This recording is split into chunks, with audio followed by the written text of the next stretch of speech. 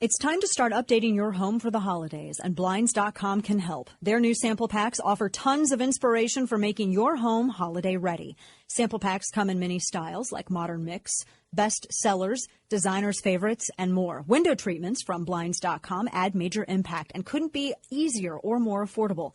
Go to Blinds.com now and start the process. Samples are free, and Blinds.com will help you every step of the way. You'll see easy in a whole new light with Blinds.com.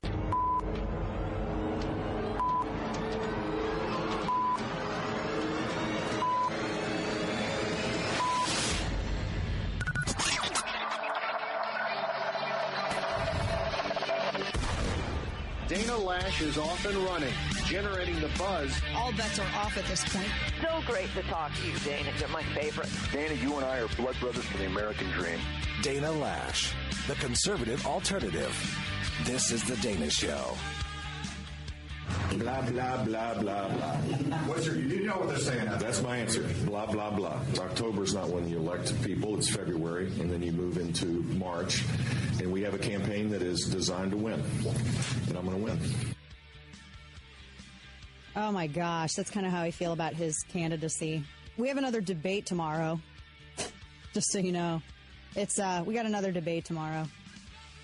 And Jeb Bush had his spot taken over by Ben Carson, who is now number 2. So Trump's in the middle of the stage. And does anybody care about stage position? I don't really care. I really don't care. I'm just, can we just seriously just put up an octagon, put it, get Dana White involved, call it, UFC something or other, and just have them all fight it out at this point? Honestly. Because now we have to sit here every time any one of these people fart, it's a headline. Oh my gosh, so-and-so moved up 2 points in a poll for a state that's not going to matter in a month. My gosh. Oh, this state over here is, I'm not being ignorant, I'm being accurate. You all know you're thinking it. Don't lie. Don't lie to me. You guys all know you're thinking it. You all are. You're like, wait a minute, it's Iowa, it's early. So, oh my gosh, all these states, we're a year off from the election, but so-and-so is leading. Oh my gosh, it must mean he's going to win the White House. When has it ever worked like that? Because if that was the logic, then Herman Cain would be president right now. Do you remember Cain? By the way, Cain. Yes. How he was leading by leaps and bounds at the very beginning in the primary in 2012. Oh my gosh. He was like, yeah. Remember CPAC, how electric it was in 2012 because of that? Yeah. He was in the lead and everyone's like, I guess we better get used to 999. Everybody better get used to President Herman Cain. How it works. We got to elect him now. I told you guys that this is going to last forever. This is like it's the slowest slap fight ever. That's what we're seeing. I'm not being mean. I'm just saying everybody gets all bent out of shape. I'm literally sitting over here. I had a snack of a pumpkin pie bar, a Quest bar, paleo friendly. I swear they don't advertise on this radio program. I'm just letting you know, 1 gram of sugar, paleo friendly. It's a good snack. Sometimes in between my metabolic meals, I'll have a Quest bar. I'm just sitting over here eating my pumpkin pie Quest bar, paleo friendly and gluten free. And I'm watching everybody slap each other. That's what I'm doing. So we have a number of things to get to today. I was sitting on whether or not I wanted to spend any portion of this show today previewing tomorrow's debate on CNBC. And I don't, because we're going to talk about the debate tomorrow, I'm sure, and then Thursday. I'm not going to preview. It's tomorrow. There you go. Anyway, a number of things to get into. Congress and the White House are making progress on a 2-year budget deal. So if both parties are happy, that means nobody will be. Like if they both finally get to a point where they don't hate it, that means no one will like it. So the agreement is also going to raise the debt ceiling until March 2017. Wouldn't it be amazing if things like if real life worked the way that Washington did? How amazing would that be? I would love that. Here's my problem. This is why I say it. So we're getting a new vehicle.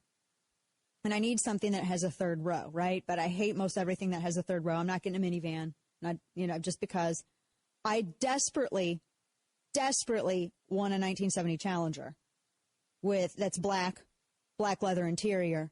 I like muscle cars. I like cars that look like they're dripping with testosterone, right? That's what I want. But it's not the ideal It's not the ideal kid cruiser. You know what I'm saying? It's not the ideal, like, come on, kids, let's go with our grocery getter and go to the supermarket in our, I would do it. But when you're ferrying kids to practice, et cetera, you know what I'm saying, Kane? It's just not the ideal. Right. No, I get it. Anyway, I'm like, man, it would be great if we were, like, rich. And then Chris could have the car that he wants. We wouldn't have to be, like, practical. And then we could have the family car. And then Chris and I could each have our own cars that we like. And then we would have the family car. Because, why not? Why not have 3 cars, right? So I'm like, wait a minute, hold up. Why is it that why can Washington, they can increase their debt ceiling, but yet we can't increase our debt ceiling? Like, why can't I just be like, wait a minute, you mean that I wouldn't, because it would be too much debt? We'll increase that debt ceiling. All right, Dana, here's your Challenger and your grocery getter and Chris's car. What would it do? Wouldn't that be great? If real life worked the way Washington did, golly, that needs to be like a series. If real life worked the way Washington did. I mean, that's how, in real life, you get a limit and you stay under that limit. But in Washington, because they don't have any measure of finances, because this is all somebody else's money. They're all rolling in Scrooge McDuck swimming in everybody else's money. So they just really don't feel responsible for it. And they don't behave as good stewards. Most of them don't anyway. In fact, about 99% of them don't. Even the one, and I hear you're like, but Dana, there's some real conservatives out there. Not a single one of them are perfect. And yes, I do get that if perfection were required, nobody would run. But I'm just saying. It's we're going to get into all of that as well. Plus, this story, did you guys see that video? I saw it up on Daily Mail. And I was curious as to what the true story was here. This story, and there's 2 different videos of it out. It's a video that shows the moment, it's Spring Valley High School, where a high school deputy looks, at least on the first video release, looks as though he attacks a female student for refusing to leave the room as classmates watch in horror. It's a 15-second video clip. And the internet rage mob, registered trademark, the internet rage mob immediately decided that this cop is guilty and he is a racist because.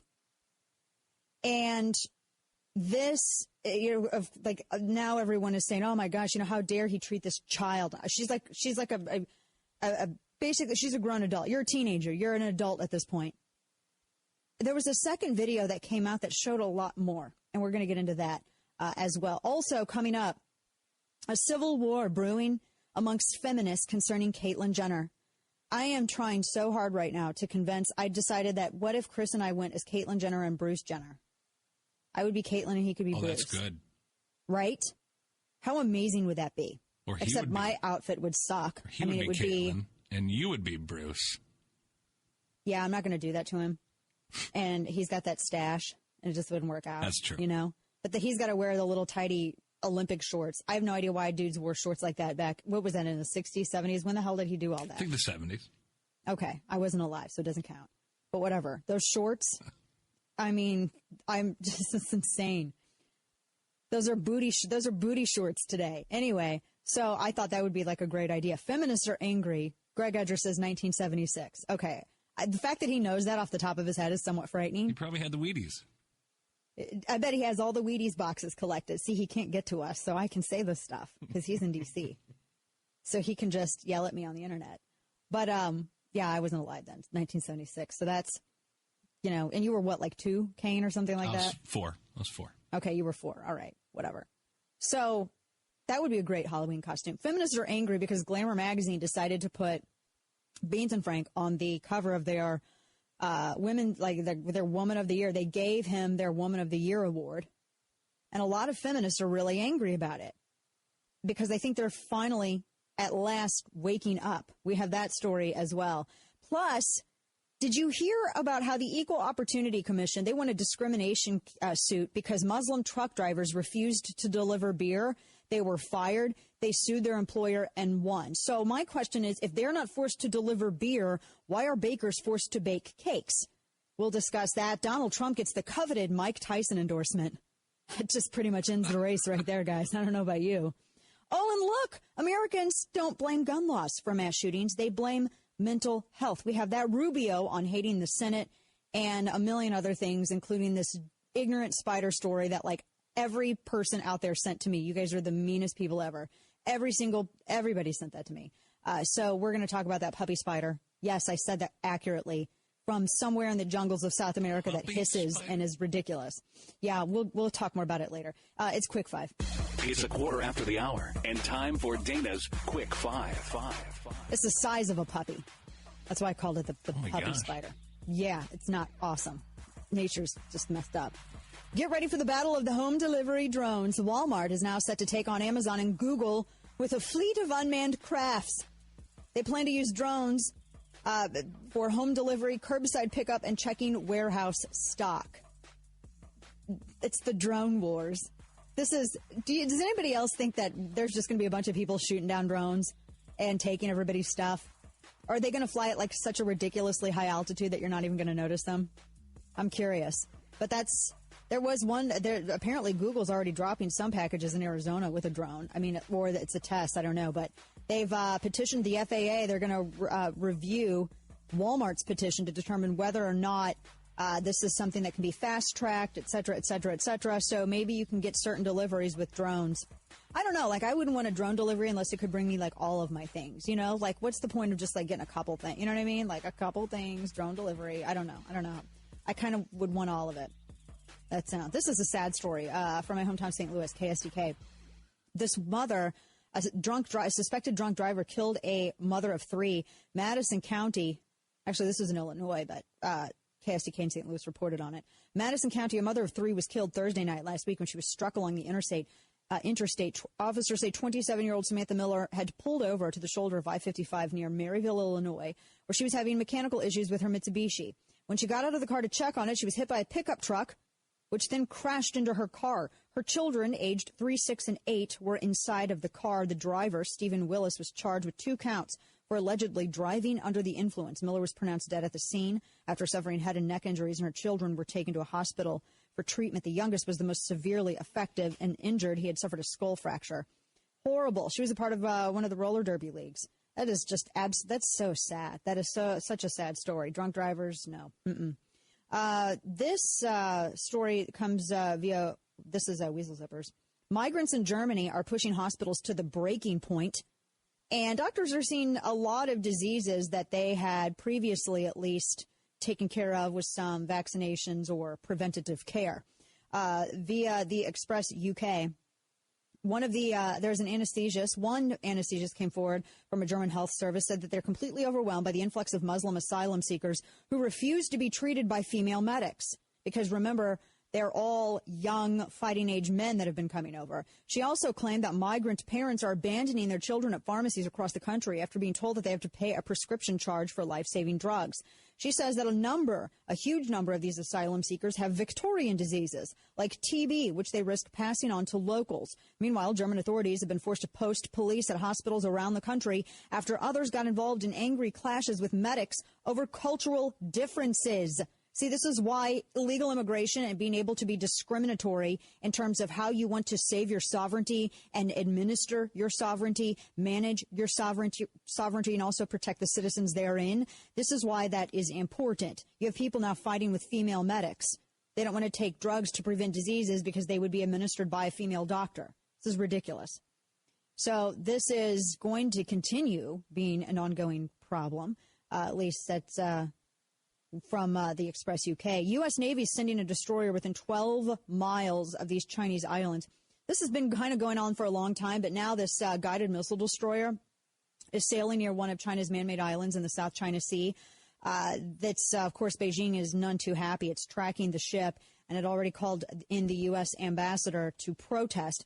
The USS Lasson's patrol is the most significant U.S. challenge to this 12 nautical mile territorial limitation that China claims around these artificial islands.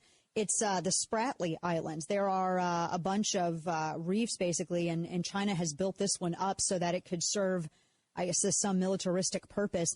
But apparently the presence is also affecting international waterways because this is a very also high-trafficked area. at least for shipping, etc. So the U.S. destroyer sailing within 12 nautical miles of the Subi Reef, an artificial island built up by China in the past year, going to be sailing near the Spratly Islands as well.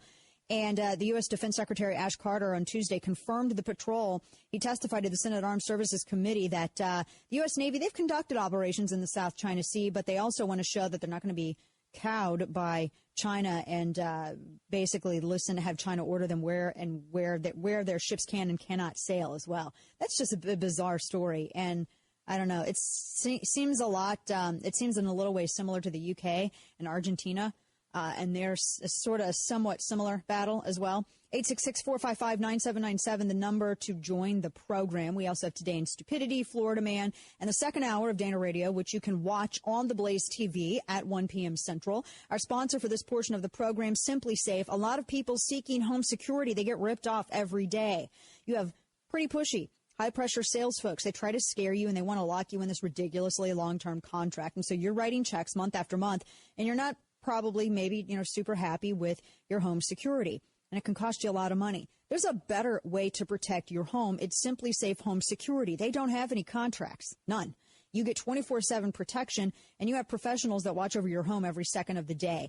And in an emergency, they are there in a flash to make sure you're okay, and they alert the police. It's only $14.99 a month for award-winning protection, which is way less than half of what a lot of companies charge, with no contracts or commitments. You set it up the way you want to. They make it incredibly easy for you, and it's just a revolutionary way to approach home security. Protect your home with an alarm system I trust. Visit simplysafedana.com. Go now and receive my exclusive 10% discount. simplysafedana.com.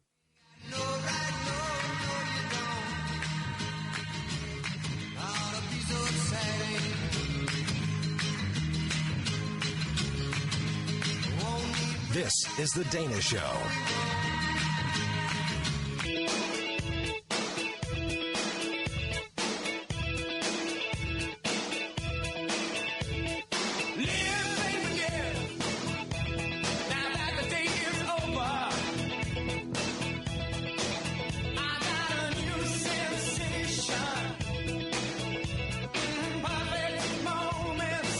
Talk lines are open now at 866-455-9797.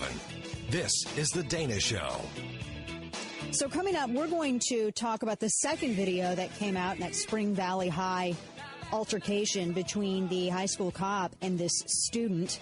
When are people going to learn that, if you act up and you're asked to leave or you're asked to follow orders and you don't, and then you decide that you're going to hit a cop or go for a cop's gun or something like that, something bad and physical could happen to you as a result.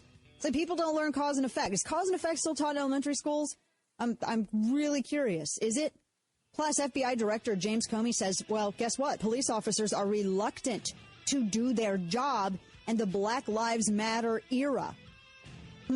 We have that for you. We have the feminist slap fight. And also, who names their baby Jim Bob Cooter? Keep it here.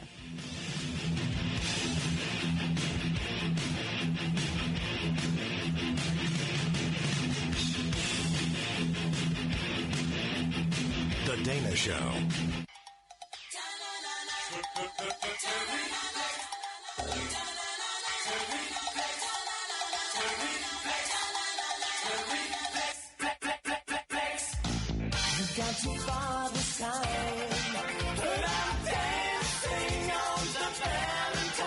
Talk lines are open now at 866-455-9797.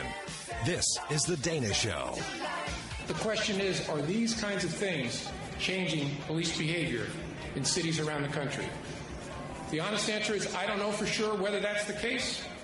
I don't know for sure whether, even if it is the case, that it explains it entirely. But I do have a strong sense that some part of what's going on is likely a chill wind that has blown through law enforcement over the last year. That wind is made up of a whole series of viral videos and the public outcry that followed them. We need to be careful that 2014 doesn't drift away from us in an age of viral videos where there will be profound consequences. If we're not careful, we will lose the space in American life to have these important conversations about reforming justice and improving the interactions of police and civilians. Now, Comey says things like this. That's the FBI director. And then there was this video, again, viral video, a 15-second clip that came from Spring Valley School in the Richland School District. This school resource officer, there was a video taken in one of the classrooms, and this is how immediately it hit the internet.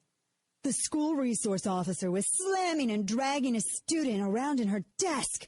It was a violent altercation. He said she was under arrest for disturbing school. It's crazy. And it just, went crazy. And it looked, and it looked as though from one video, it looked as like, he just decided, he was like, let's go. And then he just took her and flipped the desk over and all of that. Absolutely no context to the video.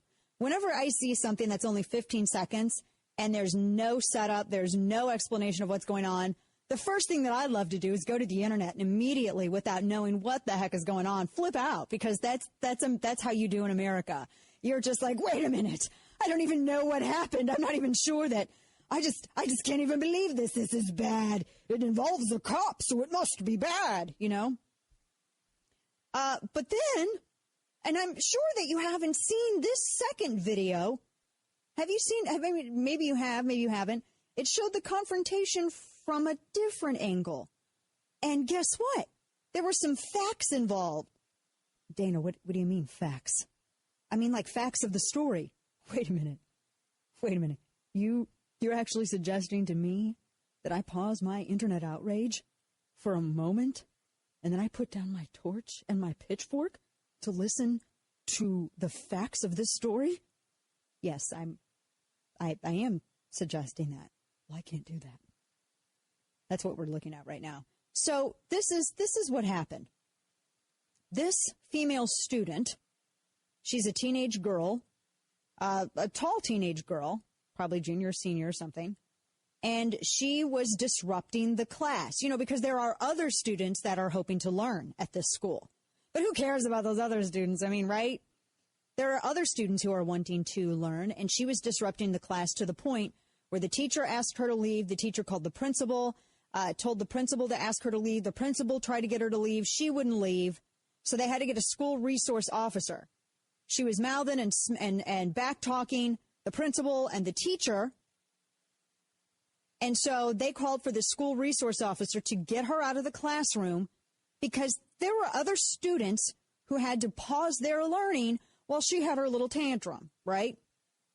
So, what does the second video show? After the girl was disruptive in class, after her teacher was like, please leave, the girl wouldn't leave. The principal asked her to leave. The girl wouldn't leave. So they sent the school resource officer. He goes in and he asks her to leave. She refuses.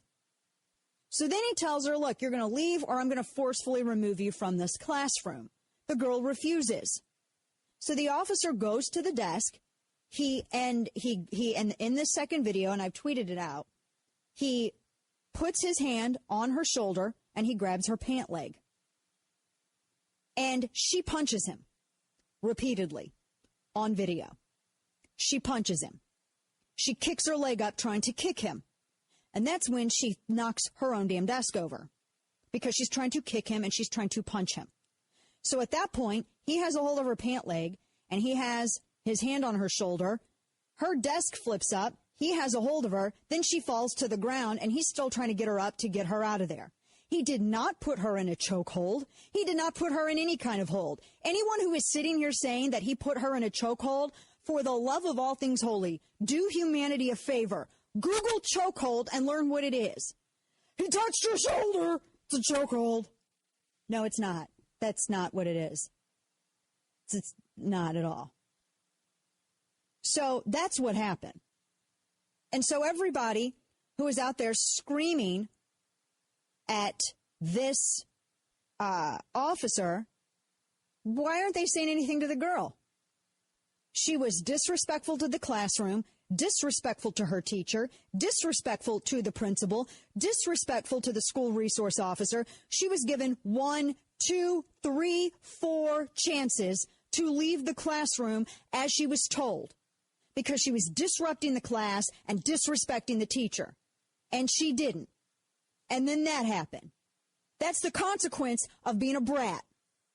It's a consequence of disrupting a class. You don't follow what your teacher's telling you to do, you're disrupting the class, you'll get asked to leave. If you do not leave under your own free will, you will be moved. That is nobody's fault but her own. In this video, my friend Stephen Crowder, by the way, has a screen cap by screen cap of this second video at his site, louderwithcrowder.com. Has a screen cap of it. And you can see exactly what the officer's doing. He is doing everything in his power to A, not hurt her, and B, to prevent her from actually hurting herself. Because she loses her mind when he approaches her. She does punch him. She punches him repeatedly. He did not have her in any kind of hold, a headlock or a chokehold or anything like that. And shame on the people lying otherwise. She didn't get up when her teacher asked her, and the other students were sitting there looking. Did you notice that none of the other students in the classroom were saying, hey, you knock that off, you leave her alone? They were all looking at her like, you're getting yours. Probably because they were tired of her acting up in their class, black and white students. Probably because they were tired that this girl was acting up in the classroom. He did not flip her desk. He had a hold of her pant leg, and he had a hold of her shoulder. And then she lost her ever-loving mind. He did nothing of the sort, and I don't even think he should be excused right now. She should be expelled from school for that, and she ought to be charged with assault. Because clearly her parents are not raising a young lady at home. And everyone who is out there trying to defend her brat behavior, you perpetuate this. This is on you. This is all your fault too. Every bit of it. I am so tired of cops getting heat because what? This girl wanted to act like a brat? I'd have slapped her if I was the teacher. Spare the rod and spoil the child. You walk into my threshold, you're mine. I would not want, oh no. If I found out that my child acted like that in a classroom, Katie, bar the door. There would not be a conversation about it. And if this was my daughter, I'd be in the faces of all those people screaming at the cops. I would be in your face right now, saying, shame on you. She's a brat, and she got what's coming to her. No, these people, everybody wants to just jump to, and they want to immediately, outrage, outrage. We don't even know what's going on, but outrage, outrage. And then we, at the same time, we sit back, and we wonder, well, why is it that kids are people, nobody respects authority? Because they're taught to not respect authority. Kids are taught to not respect authority nowadays. That's what it is. It's shameful. Absolutely shameful.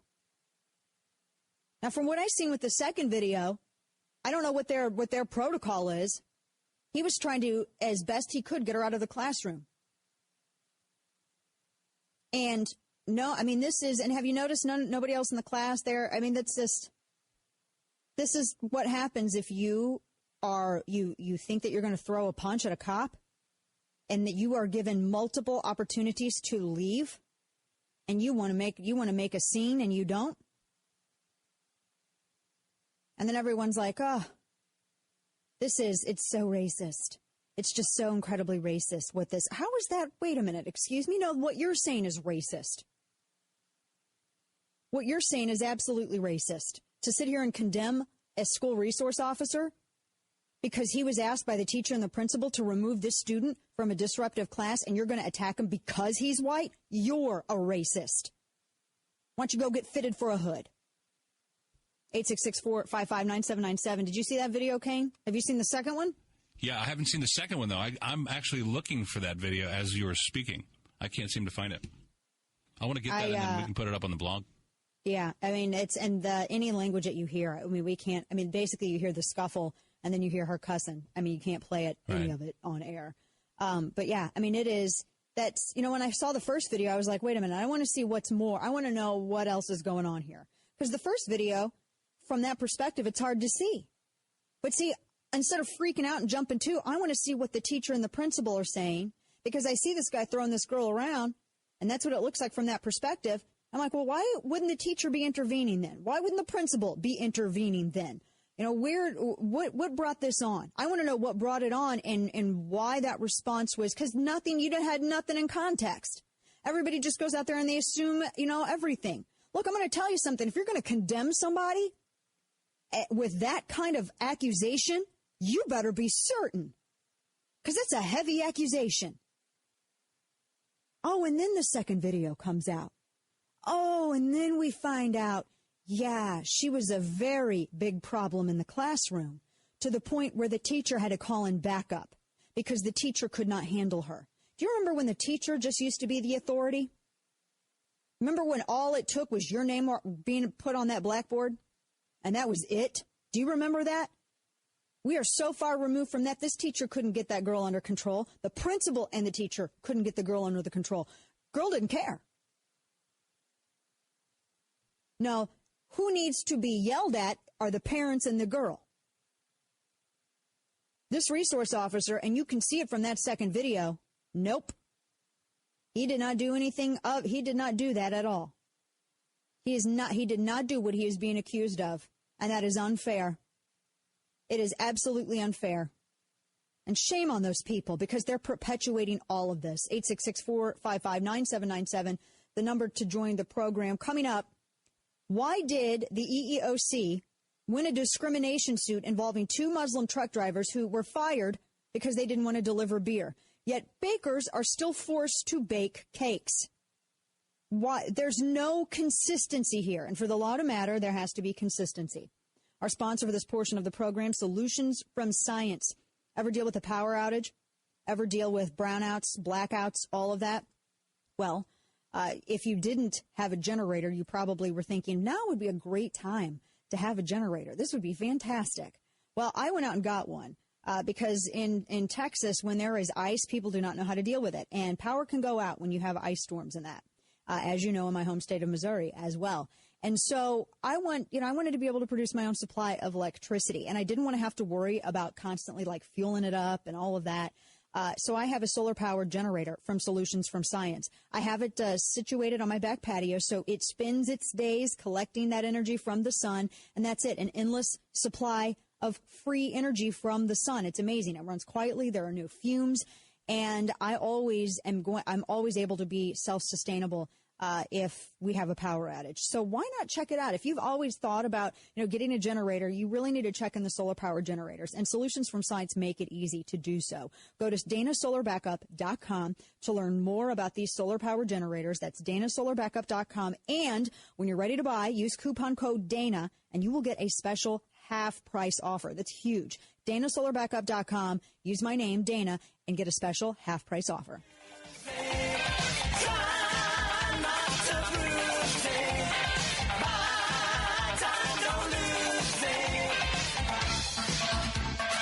This is The Dana Show. My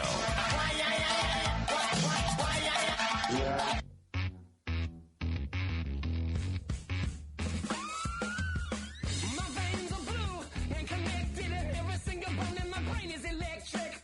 But I dig dishes like the best of them. Yes, I'm a hoodoo. Come on, my daddy, yes, sir.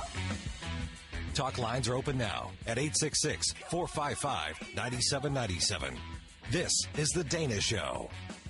DanaRadio.com, on Twitter at DLash, Dana on the Blaze, 5 p.m. Central. I may be on Kelly File tonight. I'll let you know. I will update you on a couple of issues. It's been a busy night, or it will be a busy night. I know Hannity's folks were asking about a gun control debate as well. I know, it's just a lot of issues in the press today. And then we got the debate tomorrow. I know everyone's like, debate. You know how Jeb Bush was saying blah, blah, blah. That's kind of how I feel about it right now. Just because we've seen this inter-party squabbling so much. If only the left, if only the right was as good as the left at, not that inter-party squabbling junk. If only. Coming up, we have some polling on firearms. What do you think about that? I know. I don't understand this story from Mother Nature. And everybody and their brother sent this to me. I don't get... I mean, you people love to torture me. It's from ABC7 Eyewitness News. This is the headline. I just got chills and I haven't even said it yet. Alex Varney, who's one of our production folks on the TV side of the radio, if that makes sense, was like, why is this story involved today? Here's the headline. I don't even like the picture. I'm trying not to throw up. Scientist discovers puppy-sized spider in rainforest. There's two words that are never meant to go together. Puppy and spider, right? Ever. I don't even like the word spider. I don't even like saying it. Arachnophobia is one of the most terrifying movies ever made. So Harvard entomologist, this guy, he was in Guyana's rainforest, and it's called a South American Goliath bird eater. It's heinous. It is a spider, oh gosh, this is horrific, the size of a small dog or puppy. Their leg span approaches nearly a foot. They weigh up to almost 170 grams. I don't have any words. It hisses. It hisses. Oh my gosh. And it sends clouds of hair out to hurt people. Like it'll rub its little legs together and it shoots hair out of its leg. It's nasty. It's capable of puncturing a mouse's skull. It tried to get him. It made a large hissing sound. I don't like that. Dang. And he's like, oh, well, it's pretty much harmless to humans. Wait a minute. Let's go back to that. Pretty much. What does that mean? What does that mean? It doesn't sound scientific. No. Oh, and I love how he's like, well, you know, it makes sounds as it moves, so it would probably wake you before it sunk its fangs into your face while you were sleeping. That's wonderful. Thank you for telling me that. Look, I don't get nature sometimes. I don't know why that needs to exist. There's a couple I don't know why flies need to exist. I don't know why mosquitoes need to exist, and I definitely don't understand why this monstrosity needs to exist. It's puppy-sized. You know, I'm just thinking like, you know, some species I think we could completely do without. You know what I mean? Like this one. I don't even like them when they're tiny. And what does it eat? Well, it will eat birds and maybe people. Geez. I don't even know. Yeah. See? Small dogs and toddlers? Golly, can you imagine if this thing was in the United States? Oh, my gosh.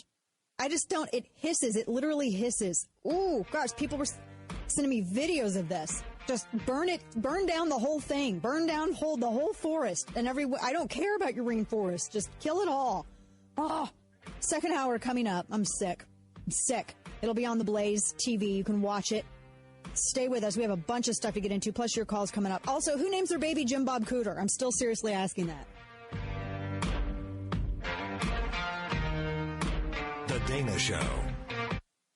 There are times when people need a little extra money, honest, hardworking people, and some banks don't always make it fast or easy. But finally, there's a company who gets it, who could help my listeners that need it. Avant. You simply go to AvantOffer.com on your computer or phone to check your rate. Risk-free with no effect on your FICO score. Complete your application in minutes, and the funds could be in your account as soon as tomorrow. If any of my listeners need a loan between $1,000 and $35,000, go to AvantOffer.com. Avant will give you a $50 Amazon.com gift card after you make your first payment on time. For this offer and to check your rate risk-free, go to AvantOffer.com, enter promo code Dana. That's AVANT offer.com, promo code Dana. AvantOffer.com, promo code Dana. Loans made by WebBank and by affiliates of Avant Inc. California loans offered by Avant are made under Finance Lenders License Number 603K124. Funds are generally deposited via ACH for delivery next business day if approved by 4:30 p.m. Central Time, Monday through Friday. Amazon is not a sponsor of this promotion. Other restrictions apply. See website for details.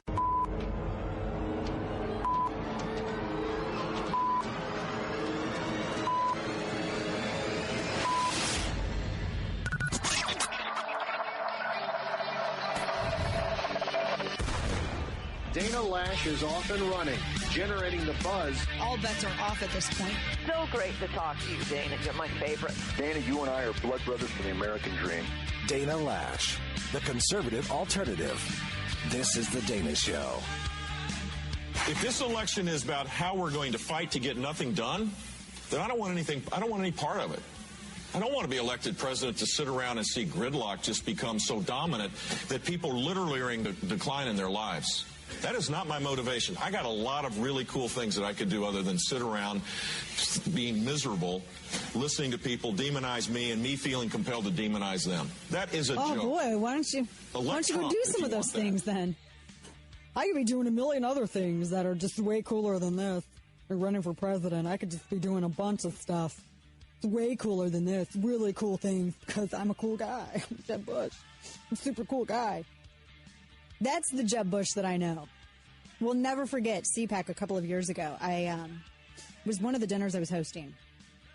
And he got up to accept this award. And he got, because it was a dinner, I've told this before. And I think it was like Media Matters or one of the stupid outfits who, I love the fact that I generate content for them and I feed their families. I hope you know how badly that inflates my ego. I can't barely, they had to grease my head to get it through the door because I was like, I'm feeding so many families of so many progressive beta males. Need some more grease over here to get in. Anyway, we were at this dinner and it was a dinner event, and when people speak at a dinner event, they eat at a dinner event, and the speaker usually talks while people are eating. I've done so many of these events. And he was getting some award for something or other. The first thing that he said when he came out was, well, maybe we should shut the bar down in the back. I'd love to hear all those great things about myself, but maybe we should shut down the bar in the back and keep our voices down. I was sitting next to Alan West, and I was egging him on. I'm like, you should walk out. You should get up and walk out right now. I was just trying to. Because he was like, oh, hell no, and put his napkin down. That was great. Anyway, second hour of the Dana Show. Welcome to the program if you're watching on The Blaze. Lawrence Jones and I, in our little pre-show, we were talking about this insane story from the Washington Examiner. The Equal Employment Opportunity Commission won $240,000 in damages for two Muslim truck drivers who sued their former employer for religious discrimination because they had refused to make beer deliveries. The company is Star Transport, Inc., a trucking company based in Morton, Illinois. The EEOC said that the company violated these men's religious rights by refusing to accommodate their objections to delivering alcoholic beverages. I mean, they can't consume or be any contact with any alcoholic beverage. Beheading's fine. Contact, consuming it, etc. Totally not cool. The men, both of Somali heritage, Mahad Abbas Mohammed and Adikiriam Hassabla, sounds right. Bullshale. His last name's Bullshale. Love it. They had sued in 2009, and they sued this company. They didn't. Can I just throw this out here? Might seem obvious, but if you are, you take a job with a delivery company and they deliver all kinds of stuff, right? Some of that it's going to be alcoholic beverages, and I'm pretty sure that the company, because I looked into it and they've done beer deliveries for quite a long time. Pretty sure that they told these men too, that they also do beer deliveries. And I'm sure that these men, who are so steadfast and devout in their religious faith, probably also asked before they accepted the position too, right? Just to make sure, I'm just assuming. That would be right? the responsible thing, yeah. Well, I mean, it'd be responsible, yes, but. So they had said that they couldn't do it and they sued. Then don't take the job. Here's the difference. If these men, where are the protests? Because these men don't have to deliver beer, but you have bakers that are still forced to bake cakes for same-sex marriage ceremonies and deliver it, cut it up and deliver it and then cut it up. They're on site, so technically they're participating. Where's the consistency here? I mean, these men are just unloading a truck. They don't even own this company. These bakers are being forced to bake cakes, or in the case of Hands On Originals in Kentucky, make T-shirts, or Elaine Photography in New Mexico, forced to take photographs. And they opened their business, and they were very upfront with, we are Christians, our work is our ministry. Whereas these guys went to an existing company that has already been doing this, and then they're like, oh, but wait, we can't do that. Okay, then go find another job. It's like when Lawrence and I were talking about the Muslim flight attendant. who had sued because she did not want to, she said she was suspended and she filed a complaint because she did not want to serve alcoholic beverages as part of her job for flight attendant. It was with ExpressJet. She filed a complaint again with the Equal Employment Opportunity Commission. When you take the job of flight attendant, that's part of the job, is you serve alcoholic beverages. If you don't want to serve an alcoholic beverage, then don't take the job. And see, they had tried to accommodate her by just having the other flight attendants there serve the beverages, but then it's unfair to the other flight attendants because they're having to do more work, and yet they're getting paid the same as she is. If she doesn't want to do a portion of that job, then maybe they could say, all right, well, we'll reallocate your workload to someone else and increase their burden, but your part of your pay has to go to them too. I bet she wouldn't like that, huh? No, it's like, I'm just so completely shocked. I didn't know that flight attendants served alcohol. Oh, then don't take the job. Don't sit here and play stupid. Just don't take the job, period. If you have an objection to it, then maybe don't take a job where serving liquor is part of it, a huge part. Have you been on a plane? And these guys, it's like Tweedledee and Tweedledum here.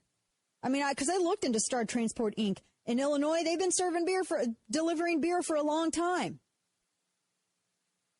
No, they went, oh, well, we can't. It's against our religion. We just now realize it's against our religion after we went ahead and decided to work for the company. Don't you think that they would have already compromised it then by working for a company that delivered beer? I mean, it's just, it's an honest question. Here's the inconsistency. This has nothing to do about freedom of religion. This has everything to do with targeting and attacking Christianity. Always has, always will be. I made that point when we went through the whole Memories Pizza thing. This is all about attacking Christianity. You don't see people free. Well, they should be able to. They force them to deliver that beer. It's rude. I'm being denied my beer right. I would say that. Huh. It's time for Quick Five. It's a quarter after the hour, and time for Dana's Quick Five. The debate is still tomorrow. Hobby Lobby. Ooh, progressives are so happy. I don't understand the story. It's the Daily Beast. The feds are investigating Hobby Lobby because they might have illicit biblical artifacts. One of America's most famously Christian businesses is amassing a vast collection of biblical antiquities. The problem is that some of them may have come from places in the Middle East that may have looted them from Coptic Christians first. Well, that's not part of the headline, but I'm just adding that in as a question. They said that they were looted from the Middle East. A shipment of somewhere, they said in 2011, between 200 and 300 small clay tablets on the way to Oklahoma City from Israel was seized by U.S. custom agents in Memphis. They were talking about a couple of other things from the Middle East. They're investigating some of these antiquities that the Green family has. The Green family says everything's above the board and legit. I'm still waiting. This hasn't quite yet hit the whole internet outrage cycle, but now that the Daily Beast has a piece on it, it probably will. They're trying to say that basically they're trying to make the accusation against Hobby Lobby is that they just basically smuggled them in here. Yeah, let's see how this pans out. It's like the same thing it's like the same thing that happened that they were trying to do to a Gibson guitar as well. This this judge, a Black Louisville judge, we talked about this particular judge before. His name's Olu Stevens. He dismissed an entire jury for a drug case because they were all white. WDRB reported he was unhappy with the number of potential black jurors called to his court last week. So Jefferson Circuit Court Judge Olu Stevens halted a drug trial and dismissed the entire jury panel and demanded a new group be set up. Now, this is not the first time this guy has been in the news. He was in the news before during a case because there was a case back in last April in which there were two armed robbers. They invaded a home and they terrified the family, including their 3-year-old baby. And they terrified them. They harassed this family. It was a nightmare. Can you imagine 2 armed people breaking into your home, invading your home, and subjecting you to some pretty heinous stuff? And the couple had their 3-year-old baby. Obviously, they're with them. It was in the middle of the night. And the judge yelled at the baby and said that because afterwards the little girl, because the 2 people who had broken into the house, they were black, And part of what came out during the discovery portion, or not discovery, but part of what came out in the case was that the girl was terrified of black people after those two armed robbers broke into her home. And the judge called her racist. He said her parents were racist, and he went off on them in court. So this is the same judge. He has like some racial issues, apparently. Boy, doesn't he sound great. Mike Tyson. Donald Trump secures the coveted Mike Tyson endorsement. The heavyweight champ, woman beater, and ear muncher came out and endorsed Mike Tyson. In fact, we have some audio of Mike Tyson talking about the presidency and Donald Trump. Audio soundbite 3. Listen. You and Donald Trump have a big history. Do you think that he's going to be a president of the United States? Why wouldn't anybody like that?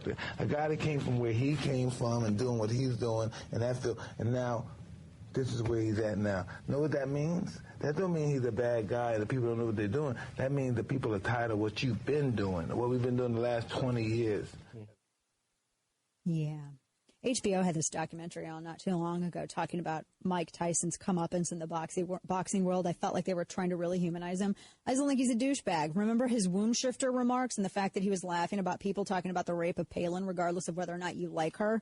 That's not an acceptable form of dissent. I mean, we need to have a little bit more intellectual depth than that. Yeah. So you got that coveted Mike Tyson endorsement. Whoop-a-doo! Yeah. This is horrible. I was reading this last night. It's from the New York Times, and it took place in Florida. In fact, a Florida horse show horse was stolen and slaughtered for meat, led right out of its stall. And while its owner, who was a renowned American equestrian, Debbie Stevens, she went to her horse barn in Palmetto, Florida. She went to check on paperwork, and she found out her prize Grand Prix level show jumper had been let out and literally filleted in a field near where the stables were. And apparently this isn't the first time that this has happened. That's that's horrific. How horrible is that? FBI warns cops of a Halloween revolt planned by anarchists. Let me guess, they're going to be in the V for Vendetta masks, right? Because nothing says I don't like the government or I'm a rebel or I'm an anarchist like wearing the mask of a religious terrorist who wanted to create a theocracy, right? Whoop-a-doo.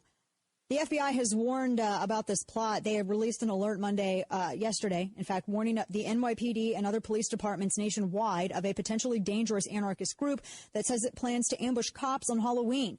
The group, known as the National Liberation Militia, has proposed a, quote, Halloween revolt that encourages supporters to cause a disturbance to attract police and then viciously attack them. The group has recommended that members wear typical Halloween masks and use weapons like bricks, bottles, and firearms, according to the release.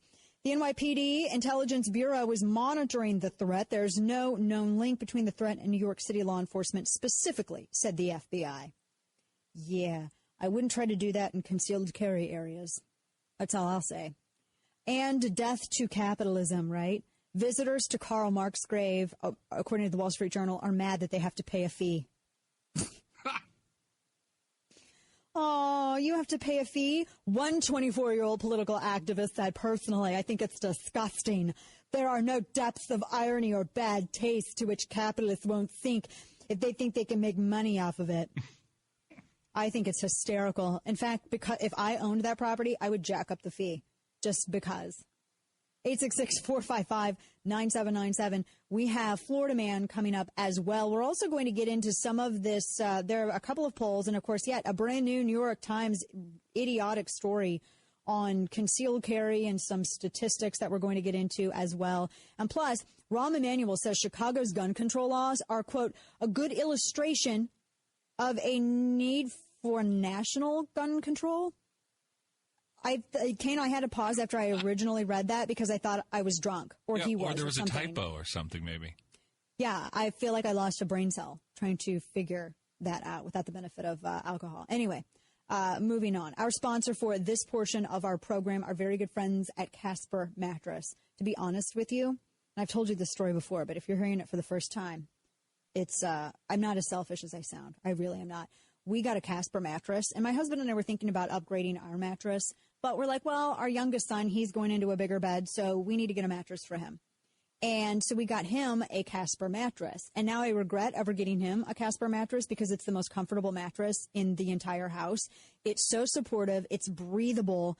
And it's a revolutionized mattress. I mean, the guys who invented this, who revolutionized the humble mattress, I should say, their startup, they won a lot of awards from it. Consumer Reports, the Wall Street Journal have really praised their ingenuity. And here's the best part. You don't have to go to a mattress store and sit uncomfortably on it while someone stares at you trying to figure out if this is the mattress for you. It ships for free to your home in a surprisingly compact box. You can try it in your own house for 100 nights risk-free. So take them up on this. Make every hour of sleep amazing and get a Casper. Put them to the test for 100 nights in your own home with free shipping and returns. Just go to Casper.com, use code DREAM for $50 towards the purchase of your mattress. That's Casper.com, code DREAM, $50 towards the purchase of your mattress. Terms and conditions apply.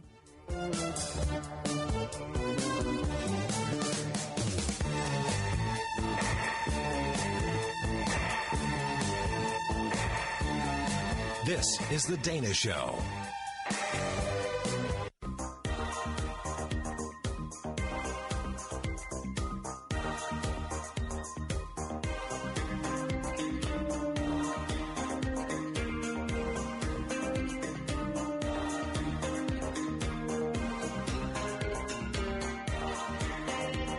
Talk lines are open now at 866-455-9797. This is The Dana Show. Ella Burba on Twitter tells me he's shocked at how I pronounce Louisville. I know, Louisville.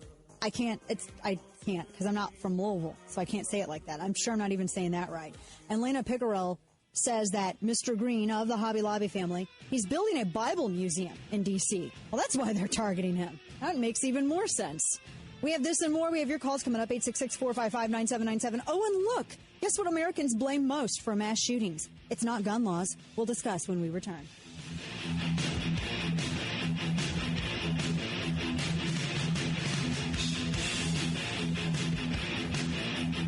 The Dana Show.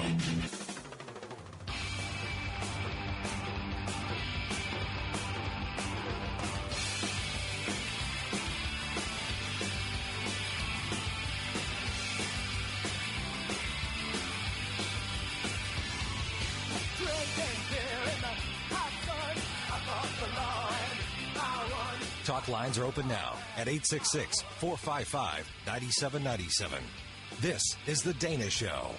I think the city of Chicago is actually a good illustration for why allowing local jurisdictions to put in place these gun safety laws doesn't work, because it's too easy for those with bad intentions to just cross the city line or cross the county line to go and make a handgun purchase that they're prevented from making in some other jurisdictions. Gosh. So I think Chicago ends up being a pretty good illustration for why those kinds of national laws are important to the safety of communities all across the country. Oh my gosh, that's the dumbest thing I've heard today. It's like, because we got to stop criminals from getting machine clip bullets and going and getting them for their guns. Got to stop them. What the heck? He doesn't even know what he's talking about. Can we have background checks on people who talk about firearm law or Second Amendment? Google fooing it?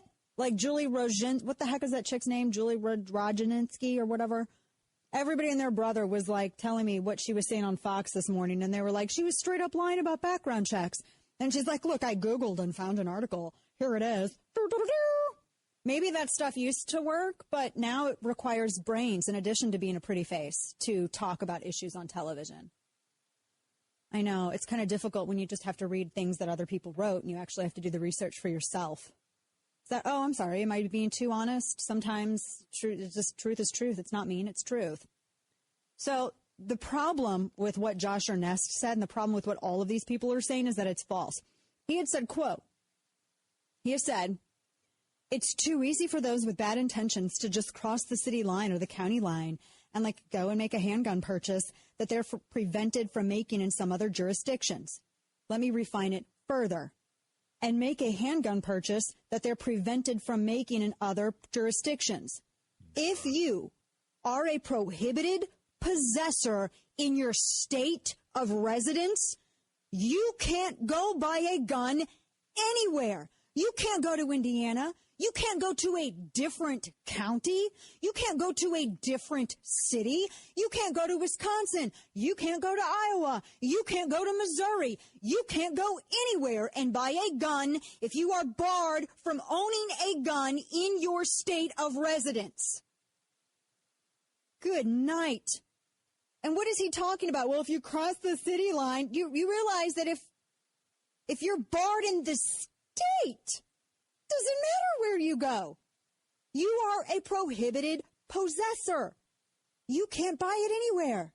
I do not like green eggs and ham, said Sam. I do not like them. Damn, I am.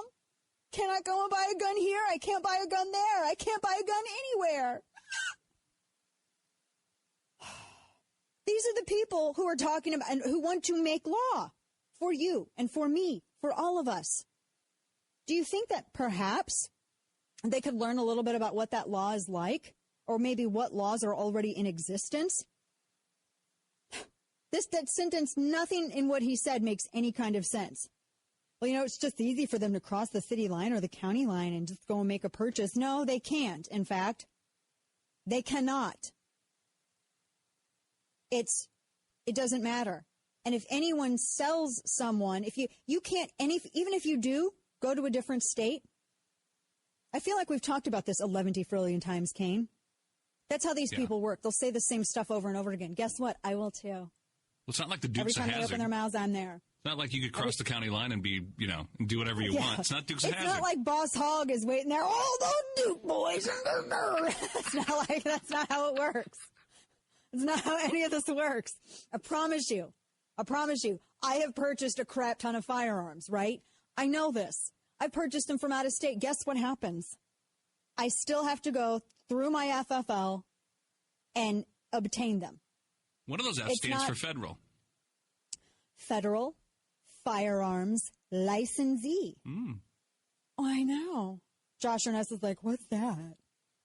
Is that like a type of martini? What is that? FFL? What is that? Letters. I'm triggered. That's how this works. That's like, that he has no idea what he's talking about. So if it doesn't matter where you go, you have to still have it shipped to an FFL in order to get it. It's not like the new Walmart drone delivery. Hi, Walmart, I want to buy a gun. Boop, doop, doop, doop. You call Walmart. I'd like to buy a gun. I'm going to buy it now. Okay, I'll take this 308 or whatever they're selling. And then it's not like the little Walmart drone comes and drops it off on your front porch. It's not how that happens. It's like the Jetsons. It does sound like the Jetsons, doesn't it? It's exactly what the drones sound like. Pretty good. I know, right? It doesn't. They just don't drop it off at your front door. And then you open your door like you're going to go out and check your mail. And you're like, oh, my gun's here. Yay. It's not how that works. But Josh Ernest doesn't know, because I look at him. I look at Josh Ernest and I'm not being judgmental. I'm being observant. There's a difference. I look at Josh Ernest and I think, like, if I'm immediately looking at him, like, you know how the Predator had his vision and he's like immediately finding the weaknesses and the strengths, and it's all very technical. I look at Josh Ernest and I think his hair's greasy. He needs a trim. He needs to stop using so much product when it's that long. Sometimes his ties are a little atrocious. He probably drinks Zima. I bet he thinks Green Day is like punk music. Like, I look at Josh Ernest and that's the guy that I see. Like, Josh Ernest probably listens to Boots and Pants music. And in case people don't know, just say it over and over again real fast. Boots and pants and boots and pants and boots and pants. That's if you go to the club, that's what they play. Boots and pants music. And every time I hear that music, a portion of my soul dies. Just withers up and blows away into the wind. It's crazy. So he doesn't know what he's talking about. He has no idea what he's talking about. So anyway, that one chick on I was being observant. I wasn't being mean. Don't come to me if you think I'm like the super happy, fun kind of sorority chick, because that ain't Dana's deal, right? So I was being observant. Kane, you know this. I am sweet. I am like super sweet. Yes. I have a puppy, for crying out loud, So it was repeated apparently on Outnumbered today, and I've seen it like Gavin Newsom, who I think his hair is he's trying to be. Who is that guy in Batman that Christopher Walken played and his hair was totally slicked back? Max Schreck. I just thought of it myself. Thank you. consciousness. You're welcome, Dana. He looks like a younger version of Max Schreck. You know, his hair is all slicked back. He's been like out there pushing this, saying that, oh my gosh, you know, like suicides, like guns, people who have access to guns, like countries like America, that means that's the cause of suicide. That's like driving our suicide. That's so not true. First of all, one fact, Japan has the highest suicide rate in the world. I don't need to Google foo this because I care enough about the topic to actually do my due diligence, and I did write the book on it. Japan has the highest rate of suicides in the world, and they have some of the lowest firearm ownership. South Korea, high suicide rate. Total gun control. You have to check out a firearm at your police station for a period of time if you want to like hunt, which I don't think anybody hunts down there. That is so unbelievably not true. Gun deaths, according to Pew Research, are down by 30%, have been since 1993. This goes on with the study that took place earlier this year, which verified and said the same thing, that homicide rates have stabilized, the gun death rate has dropped, has plummeted since 1993. And it has nothing to do with gun control. It's as people purchase firearms, and you see this. For instance, there was a story that came out in 2013 about Florida, how their crime rate is at an all-time low, and it's because it has been low for a long time because of the Florida model. Go and read about the Florida model and concealed carry, and it's the correlation. In this case, correlation is causation with low crime, low firearm homicide rate, right? So not only do we have this situation with Pew, but you also have, and the Blaze had a good piece about this, or not the Blaze. The Blaze was writing about Josh Arness. You had also this story, and I tweeted this out. Our friends at Hot Air and a couple of different conservative websites, Weasel Zippers, everybody else, it was on Memorandum for a period of time. It's a poll from Washington Post and ABC News. And they had asked the question, do you think that mass shootings in this country are more a reflection of problems identifying and treating people with mental health problems or inadequate gun control laws? And guess what? 3-1 blamed mental health. It was an overwhelming response. 63% of those surveyed blamed mental health. They did not blame gun laws. They're not winning this fight. They're not at all. The anti-gun lobby. They are not winning this fight. So whenever I see Hillary Clinton talk about gun confiscation, I'm like, please talk about this more. Please. Oh my gosh, for the love of all things holy. Like, I'm not trying to be blasphemous or anything, but I'm just like, please let her talk about gun control. Please let her talk about gun control. Please let her talk about gun confiscation. Oh my gosh, this is so amazing. Please let her talk about this. That's what I think every time. It didn't really work so well for her husband in the mid-90s when they were doing the assault weapons ban. Go back and look at those fun polls. Yeah, that didn't go over so well for them. No, I would say not only is the problem have to do with mental health issues, but it also has to do with our idiotic justice system. I was telling you how a judge in Ferguson threw out all of these convictions, right? Was giving everybody who had their driver's license suspended all their revocations, giving them all back. Well, you remember the guy who killed New York police officer Randolph Holder, a black officer, but apparently black lives only matter if they don't have a badge. And if they're committing a crime, then those black lives matter. The judge who freed the cop killer, she had said, oh, I'm sorry. I'm sorry that I was a horrible judge. New York Post had a piece on this. I'm sorry I was just, a bad judge, and I released this guy. Justice Patricia Nunez, she said, it breaks my heart. She freed the career drug dealer, and then 5 months later, he kills a cop. No, the problem is that our justice system is a joke. It's that we have this catch and release crap. It's that the liberal policies which have infected the justice system have created this. They try to rehabilitate instead of incarcerate. For some crimes, you need to incarcerate. That's just how it is. As a citizen, I don't care about your rehabilitation. You commit a crime, you're imperiling entire neighborhoods, you're breaking the law, you're committing felonies, you get locked up. People have this insane idea that somehow mercy means no justice. No. That is not even biblically accurate. You have mercy and you can have justice. You have grace and you can have justice. There is not any situation in which you would find, as I would say biblically, where you have grace and no justice. No. You do the crime, you do the time. But we have all of these idiotic progressive policies which have broken down the justice system to the point where they are imperiling the innocent. The Vonderett Myers shooting in St. Louis.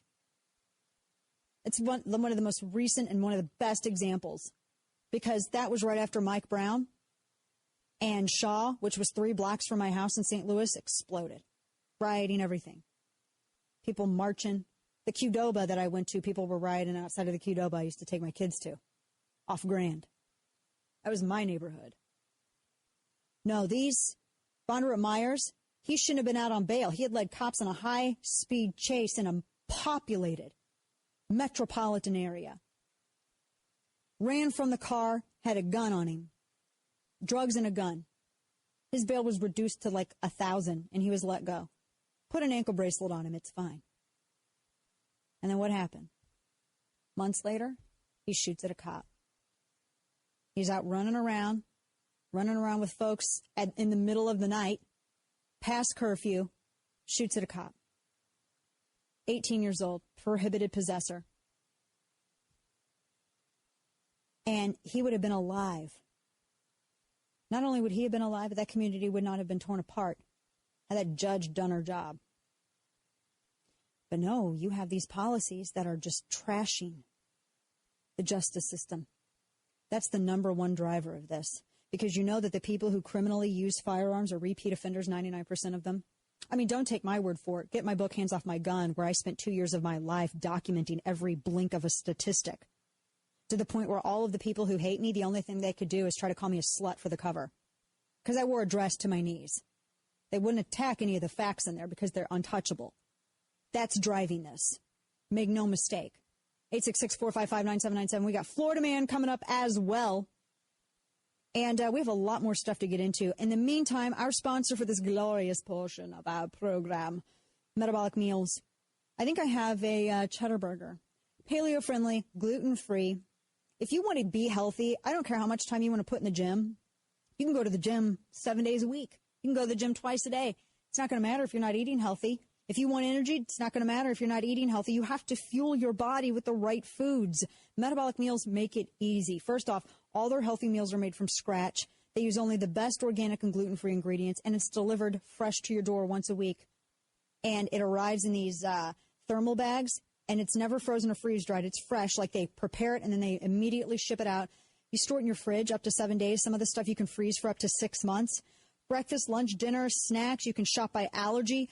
You can get meals just for yourself or for your entire family. This is what I have at my house, Lash headquarters. 855-355-MEAL. That's 855-355-MEAL. Find them online, mymetabolicmeals.com.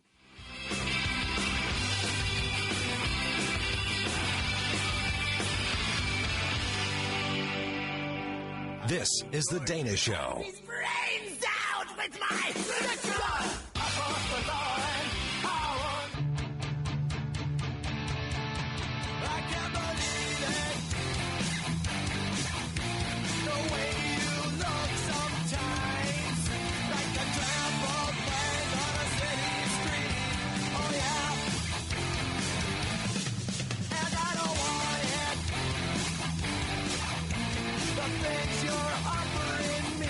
Talk lines are open now at 866-455-9797. This is The Dana Show. Let's go ahead and kick it into some Florida man. Hey, brother, it's time to check in on Florida man. Oh, yeah. So, I've never heard anybody who loved grape soda this much. Florida woman failed in her latest grape soda heist. A 44-year-old Florida woman via TC Palm who loved grape soda was locked up after refusing to take no for an answer. She had stolen some on October 4th from a Circle K. Store manager said a woman walked in and asked her whether she could steal a soda.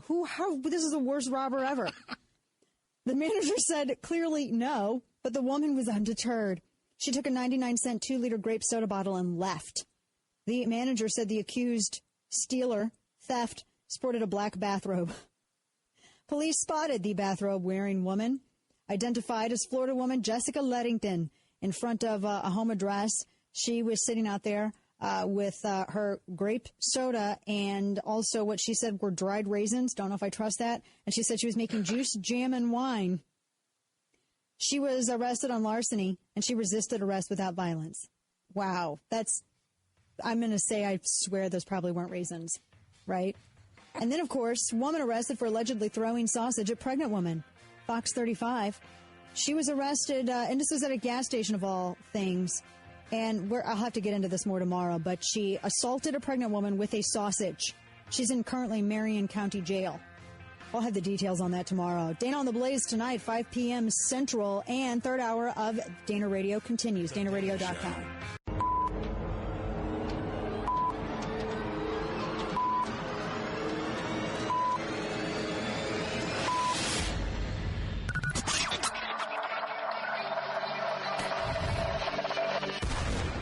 Dana Lash is off and running, generating the buzz. All bets are off at this point.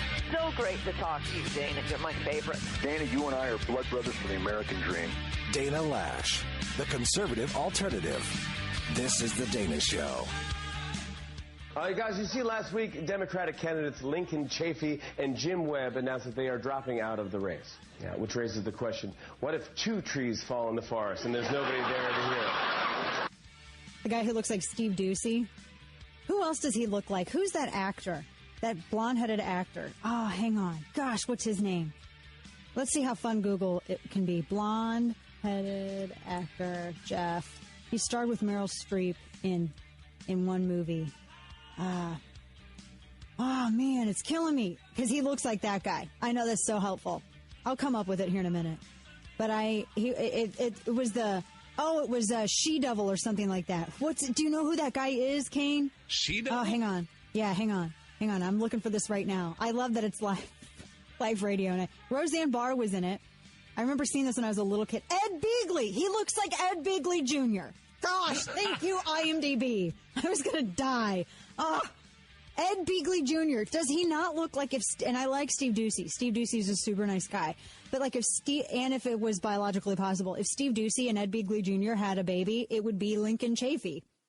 Look at him, right? I totally forgot that he was ever in the race, much less that he dropped out. There's like nobody left. There's nobody left on the Democrat side. Oh my gosh, it's hysterical.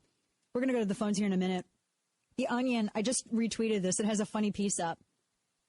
It's commentary, fake commentary, the Onion satire, by Hillary Clinton, and it's called I Am Fun. It says, I am fun. I enjoy fun. I both have fun and can be fun. Fun is a word that accurately describes me and a large quantity of things of which I am fond. I appreciate fun when I encounter it, and I have even been known to partake in activities that produce fun for myself and others. Fun is something I often have when amongst a group of people. In such situations, I am capable of amusing others and, in turn, of being amused by them. Thus, I'm a fun person. Oh, it's hysterical. If you have to say you're so fun, accurate. You're not You're probably fun. not. Yeah, if you have to say you're fun, you're not fun, right? Marco Rubio, according to the Washington Post, says that he does not like he hates being in the Senate. Although he said, quote, I don't know that hate is the right word. I'm frustrated. So, and I don't get GOP sometimes.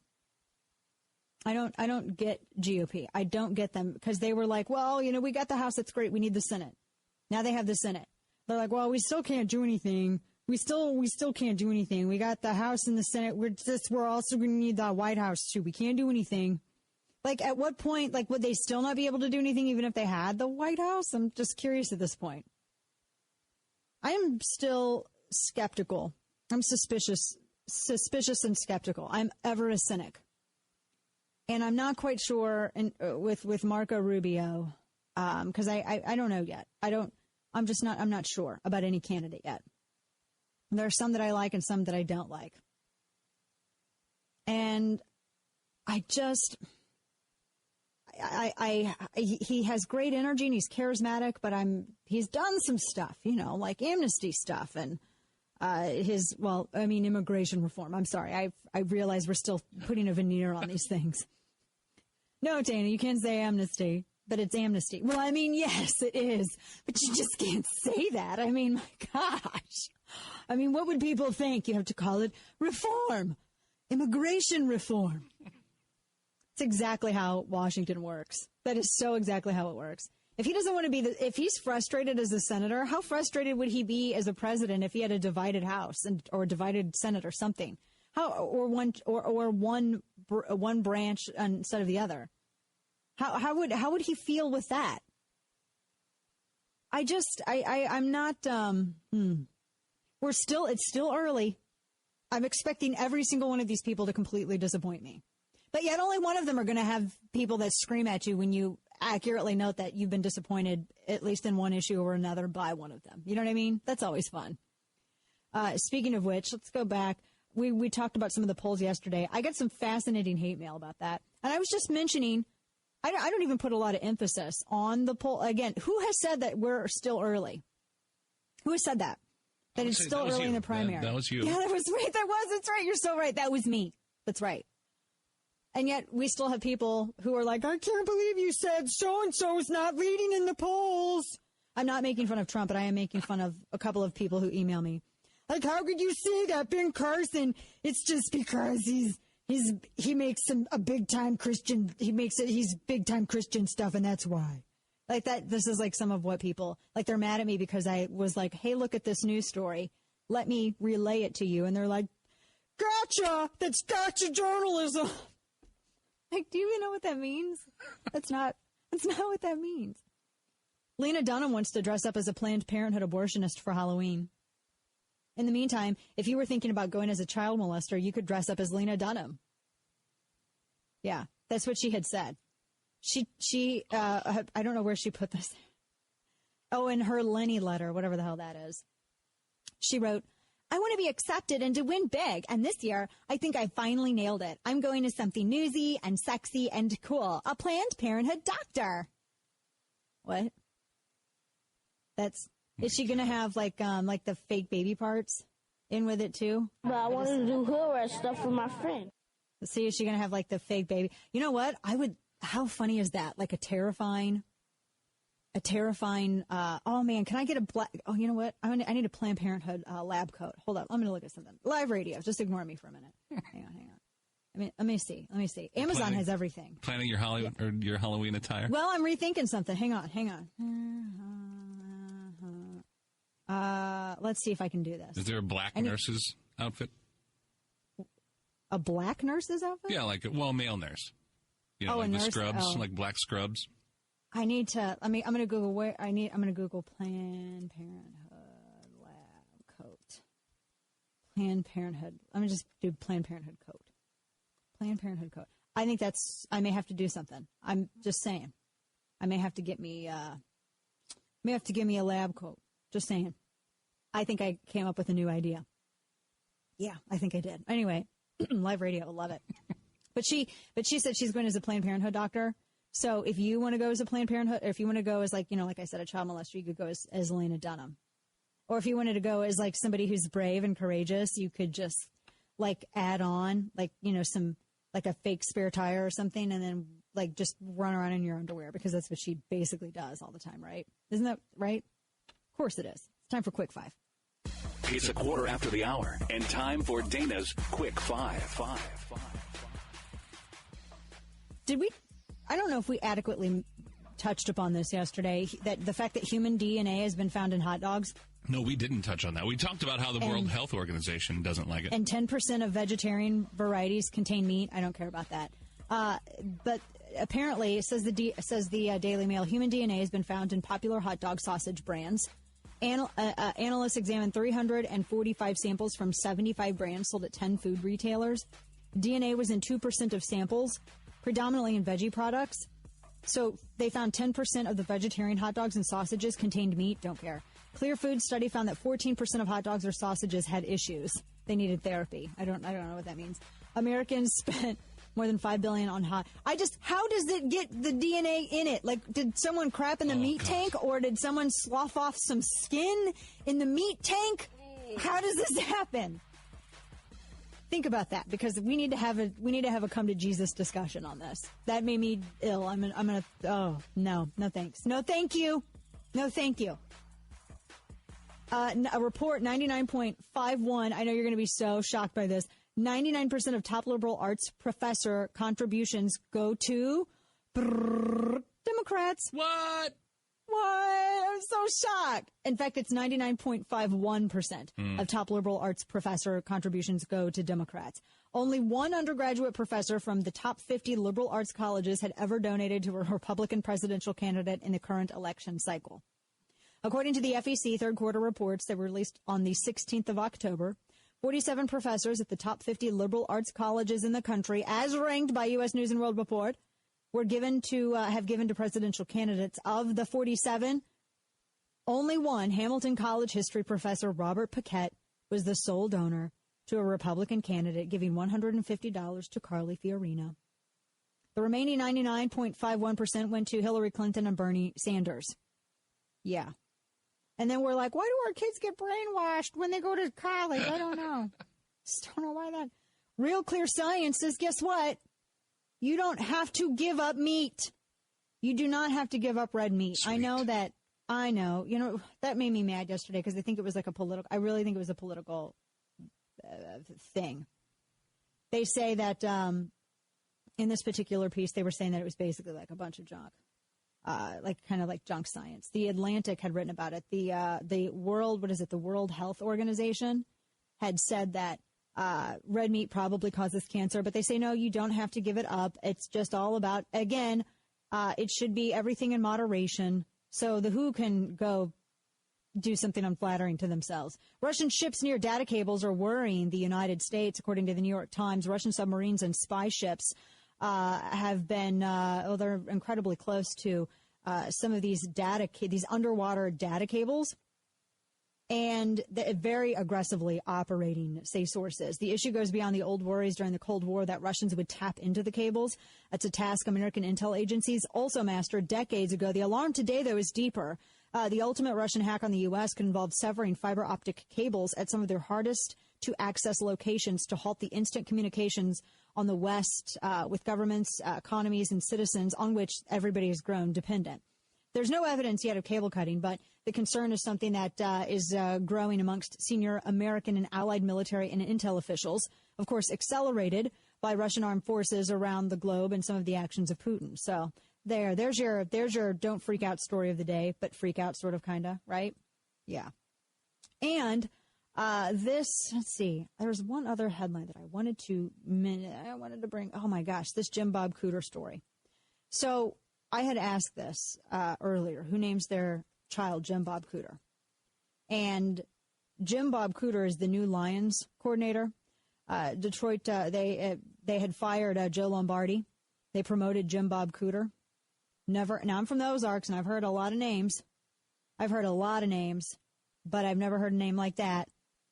I'm just going to say, if your last name's Cooter, maybe don't be like, let's name him Jim Bob, you know? Like, maybe not that. I read this whole story, and I know so much more about the Lions now just because of his name. So if that was the trick, it worked. Good job, guys. 866-455-9797. Soylent Green is people. Are you eating human dogs? Human hot dogs? We're going to have that conversation. I know. For this amazing hour or this amazing portion of our program, we have to thank Super Beets for this. Super Beets, which gives you all-day energy, and there is no crash. It is the equivalent in 1 teaspoon of 3 specially grown non-GMO beets. You put it in 4 ounces of water, and you have that all-day energy. You can feel it within 20 minutes. See, the thing is that nitrates, beets are loaded with nitrates. When you consume them, your body converts it to nitric oxide that maintains healthy blood pressure, increases your circulation, all kinds of fun, healthy stuff take place. And the easiest way to get it is with Super Beets because the nitrates don't degrade. If you get pre-bottled, beet juice, it's going to have degraded. If you cook it, you might as well just throw the beet out because you've kind of ruined it at that point. But with Super Beets, you get the full concentration of the nitrates and all of the other good stuff, polyphenols, electrolytes, etc. And there's no beet taste thanks to the drying process. It kills it. It's just an earthy berry flavor. And if you're still questionable on it, they also have black cherry, which tastes just like cherry juice. It's all natural. So take me up on the offer. 1-800-664-5617, DanaShootsBeets.com. Get a 30-day supply of regular or black cherry free with your first order. Backed by a money-back guarantee. Get the free book, Beat the Odds, free shipping on your whole order. You'll love the results with your first free canister. Guaranteed or your money back. 1-800-664-5617, DanaShootsBeets.com.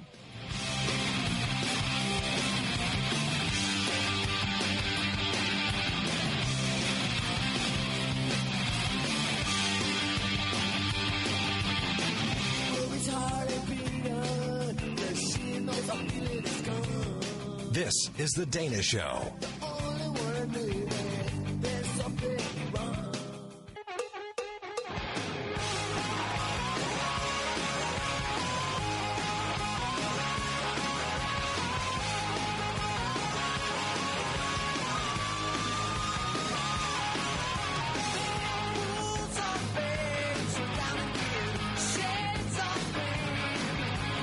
Talk lines are open now at 866-455-9797.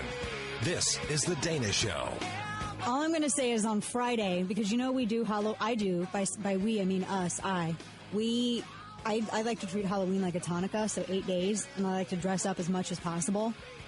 My costume on Friday, and you'll be able to see it if you watch the second hour of Dana Radio on the Blaze, is... Because I've done some pretty amazing costumes, Kane, over the years. I was Elizabeth Warren one year, so I was an Indian with a blonde wig. I was Captain Trade one year. What else? Oh my gosh, I can't even remember. I was Sally from Nightmare Before Christmas. I always have like a fun, one for the kids for our Halloween stuff at home. But I always am incredibly politically incorrect with the stuff that I wear on air. You do not. I repeat, you do not want to miss my costume on Friday. I concur. I even shocked myself. I just shocked myself. Oh, and I did not get a nude suit. Thanks to Liz asked me that. Oh, I went as Julia, the faceless Julia one year, so I got a nude colored bodysuit. You remember this? It was like one of those like morph suits. It's nude colored. And I put it on and I had the wig and I looked just like her, totally faceless. Remember that whole Julia thing with the healthcare stuff? Oh, yeah. Anyway, I went as her one year. Oh, my gosh, I don't even remember. This one, though, I shocked myself. Kane, you're going to want to wish you were in Dallas on Friday. I know. Because it's going to be amazing. And if I have any media to do, I'm going to stay in costume. I may look for flights if I do online any hits, if I do any hits with CNN or Fox, I'm totally going to stay in costume. That's the hazard of having me do a hit when it's that close to Halloween, is I will legit stay in costume. I might even be in character. I don't know. I actually shocked myself. So that's, somebody said Black Widow. Yes, I do have a Black Widow costume. That's going to be later this week. Yes, I do have a Black Widow costume. I cannot stand her red wig. I've been combing my wig. I already have. It's all set. If you get that, Kane, I'll kill you. Don't you dare. I heard you think, and I just realized as I said it, because you guys are evil. Anyway, I can't emphasize it enough how badly you will want to see my costume on Friday. I'm so excited, and I'm horrible at keeping secrets. Oh, my gosh, I'm awful at it. And it's taken everything I have just not to blow it, right? So when we return, we have more of your calls on the way, 866-455-9797. Plus, more on that girl in the school in Spring Valley High School. We have more to discuss on that. Keep it here. The Dana Show.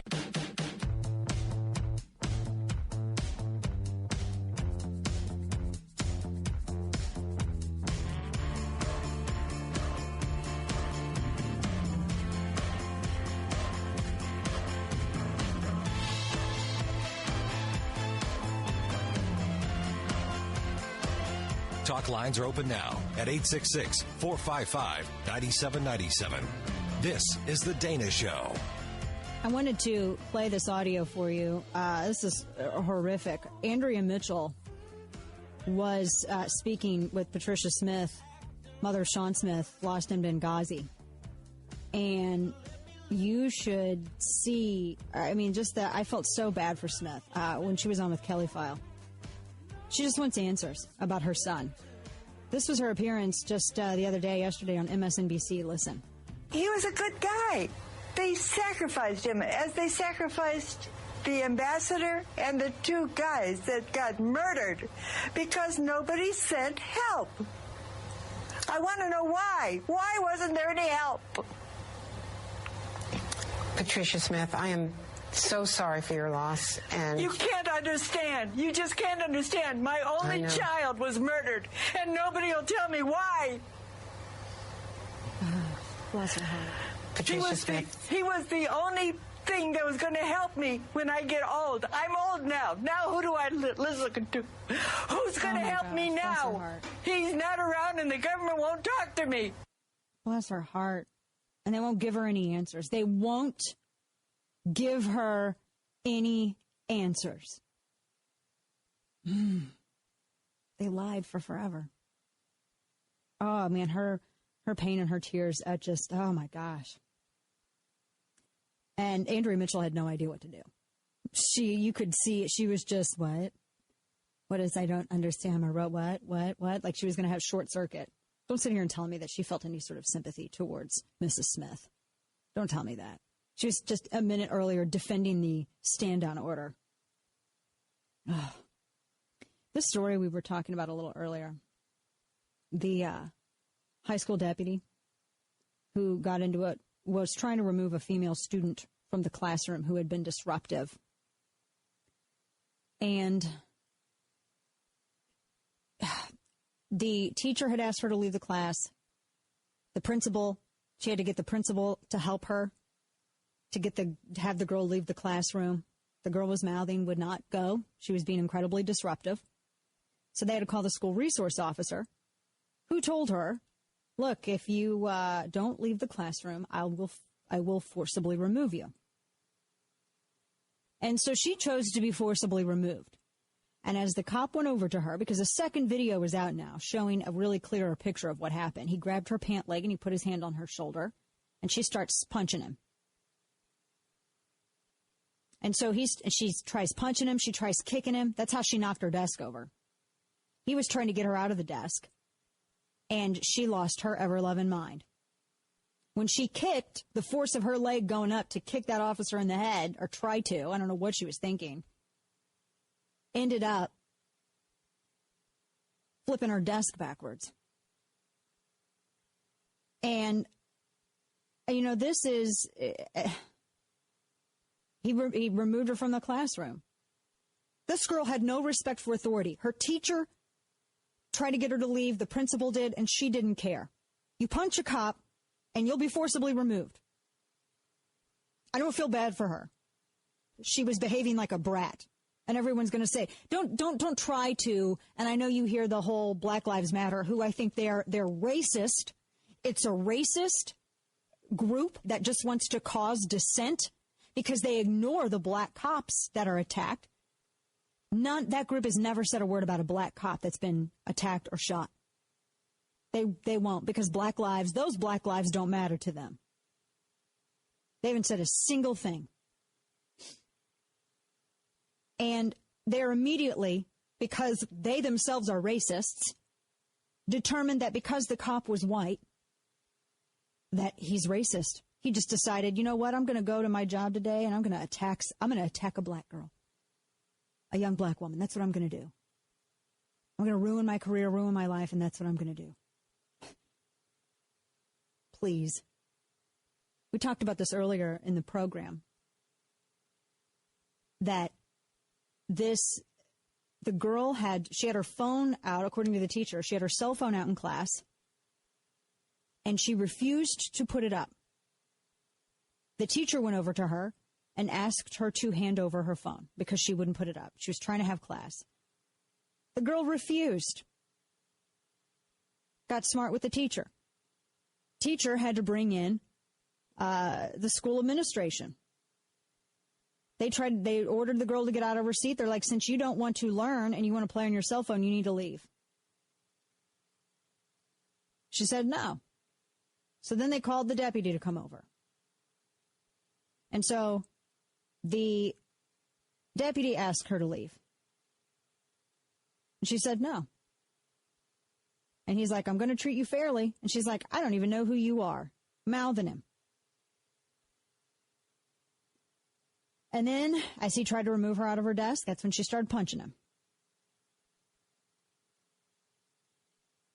Why is everybody talking about him and not her behavior?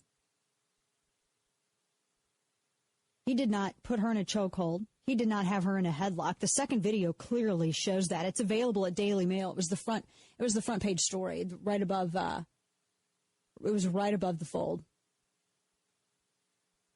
And he finally got her out of the classroom. But nobody's saying anything about her. He's the one who's bad. He's the bad guy. She's the little angel. We saw, by the way, what happens in situations like this. Everyone was saying that Mike Brown was the gentle giant. Oh, and then here comes the video showing him robbing a store. Oh, he's still a gentle giant. Oh, here are not one, not two, but 3 different forensic reports that show he had all kinds of gunpowder residue on his hand and other markings consistent with having his hand on a gun as it fired, because he had his hand on the gun. His prints were on it. He had his hand in the finger in the trigger guard. He'd try to go after Darren Wilson's gun. That's indisputable. I deal with facts and science. This is facts and science right here. And everyone was saying, no, he had his hands up. No, he didn't. There were double-digit witnesses that lived right there in those apartments that quietly told the truth to the grand jury. They said he did not have his hands up. Not only that, but those 3 forensic reports confirmed that. So 2 people tried to lie, and they tried to start a narrative. And that's the situation that we're seeing here. Everyone's acting like, oh, my gosh, he just busted in the room and started attacking her. No, she was causing a problem in the classroom, and she was ignored. Or she ignored her teacher. She's trying to cause a problem in the classroom, ignoring the fact that the other kids were also trying to learn. And everyone's like, oh, my gosh, this officer, he's been accused of using excessive force before. But he's also been praised and has won multiple awards for his work. He has won a number of positive acknowledgments and awards for his professional conduct over the years. One of the schools at which he worked, the principal of Lonnie B. Nelson Elementary, presented him with an award, Culture of Excellence Award. He was praised in 2015 as being, quote, an exceptional role model to the students he serves and protects. And so now the district is, he's suspended from that particular position now, and the district and the department is investigating. Is this girl going to be expelled? I mean, everyone already determined that he was wrong only after seeing 15 seconds of the first video. People are already going out there saying, oh, he just walked in and attacked her. Oh, and then the second video came out. She punched him in the head repeatedly. And he just had his hand on her pant leg, the fabric of her pants, and her shoulder. They said he had her in a chokehold, all this stuff. No, he didn't. No, today there's a generation that is being raised to completely disregard and disrespect authority. This girl is a problem child. In fact, she's about a grown woman. She's a young woman at this point. It is shameful the way that the internet rage mob has acted in this. And go to the phones on this. 866-455-9797. Dan, welcome to the program. Thanks for calling in today. Hi, Dana. Hi. Thank you for having me on. Mm-hmm, of course. I was your high school. I took over probably the year after you graduated. I was a principal at your former high school. Oh, wonderful. At Fox, and I would Yes. say, my name's Dan Glover, and I would say that the principal acted the way he should have. He followed procedure. it's a rights versus responsibility thing, and the young lady was not behaving properly. The thing for him to have done would have been to get the school resource officer. He did that, and the gentleman acted in a very efficient, resourceful manner and did exactly what he was supposed to do. And in the video, you can see as well, I mean, he does not use any sort of lethal or any kind of violent force. He has his hand placed on her shoulder. He has her pant leg. And even as she's punching him and trying to kick him, I mean, he keeps the same posture, and he removes her out of the desk. And the same time, and she was, she kicked her desk over and she laid on the floor, he's still trying to pick her up, and she just tries to go limp. I mean, it was shameful watching that. But I look at, at what you were saying, the way that the teacher handled it, the way that the principal handled it.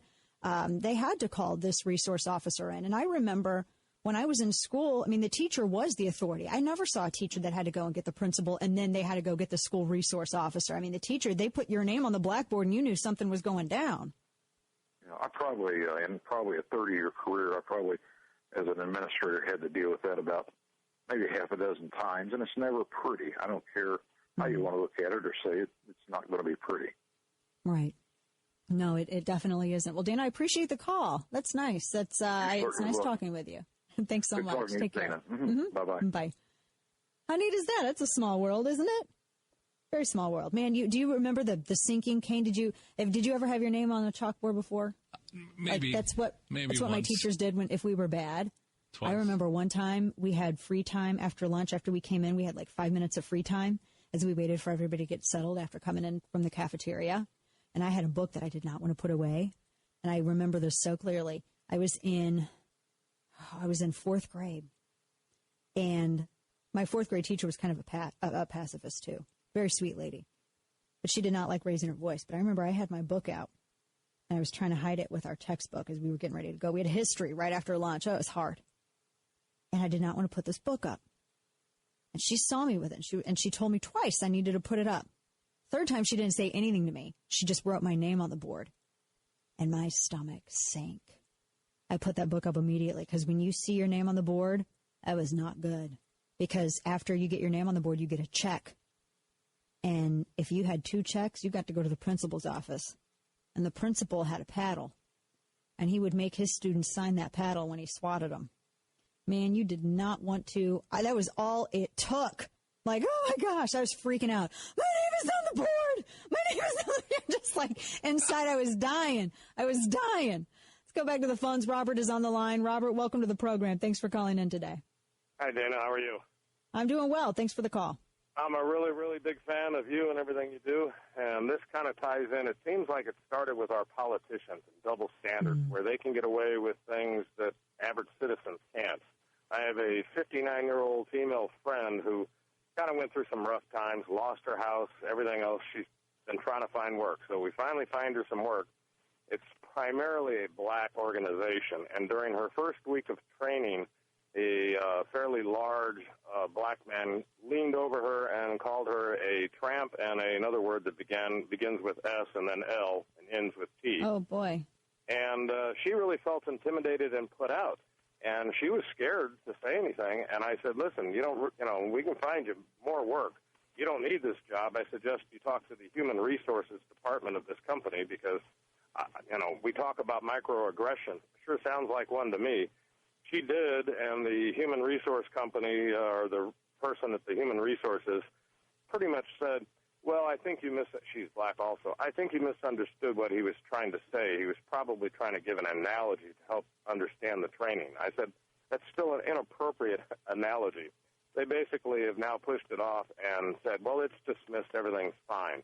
And I'm urging her to forward and go with legal action on this because it seems like there's this double standard. Same thing with police officers. They do their job, they're polite, but yet they get accused of doing something wrong while an average citizen, you even so much as do anything wrong on a sidewalk and you're in trouble. So it's very confusing to me. Yeah, very interesting. Yeah, I know. And it's, I tell you, and I think that's a good point, Robert. I appreciate the call, and that it starts with politicians as well.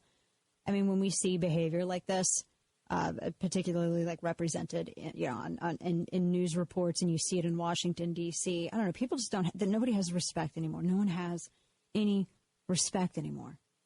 It's incredibly sad.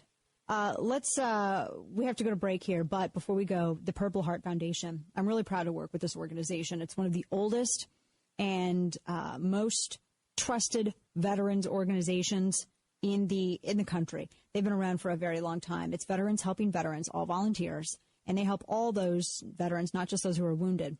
And the difference is that, there are some other veterans organizations out there, but, they work on a profit as well. When you give a donation to them, they take a percentage of it for salaries and other things, not the Purple Heart Foundation. Every cent you give goes right to the veterans. That's why they have so many successful programs. They help identify homeless veterans, get them off the streets.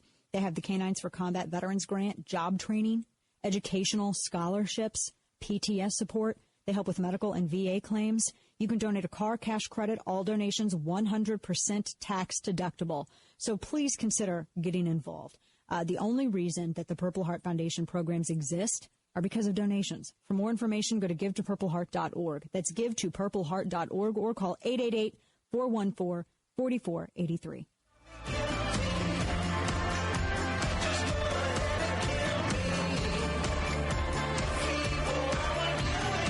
This is The Dana Show.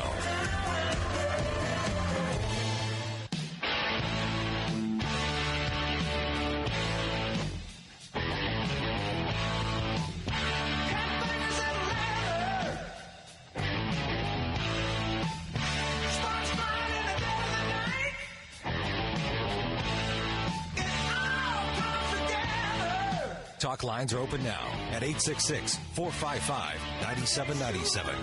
This is The Dana Show. Then I saw women interviewed. They said, we want to wear them. We've worn them for 1,000 years. Why would anybody tell us not to? They want to. What the hell are we getting involved for? In fact, it's easier. You don't have to put up makeup. Look how beautiful everyone looks. Wouldn't it be easier? Wow. Right? Wouldn't that be easy? I'll tell you, if I was a woman, I don't want to. Wow, I'm ready, darling. Let's go. It's true. Well, it wasn't thousands of years. Just, this is the Sammy Hagar song that I do like. I'm from St. Louis, and we're supposed to love Sammy Hagar, and I've only liked this song from him. And I am also Team David Lee Roth, where it concerns Van Halen. I'm just going to come out and put that on the record. I hear you. Now, people are probably going to riot in St. Louis over this. But I'm just like, I've never gotten it. I don't get it. You know what I mean? I don't get it. Anyway. Red Rocker, hey. So, tomorrow is the debate. We're going to, of course, on Thursday, recap some of that as well. And tomorrow I'm also going to be telling you about how your cat could be causing you brain problems. I'm not making that up. This is, again, another reason why I like dogs better. Today in Stupidity, Mr. Kane. Josh Ernest or Ernest, however you want to pronounce it, it doesn't matter. Apparently, Ernest, we'll pronounce it how we want. Apparently, testing is a bad thing. We don't want to have to challenge our kids on an educational level. It is accurate for you to say that it has been a long-standing principle of the administration that it's important for us to measure student progress. But the president has always made the case that standardized testing is not the only way to evaluate student progress, and that an overly time-consuming focus on standardized testing is not the best way to ensure that our students are getting a good education. Oh, so testing is not. That's not a way to do it. Yeah, we can't test the kids. No, I mean, it triggers them. It's too much. Or something. It's too much. Yeah. It's mean. So bad. Dana on the Blaze tonight, 5 p.m. Central. I may be on Kelly File. Watch on Twitter. In the meantime, I'm back with you tomorrow.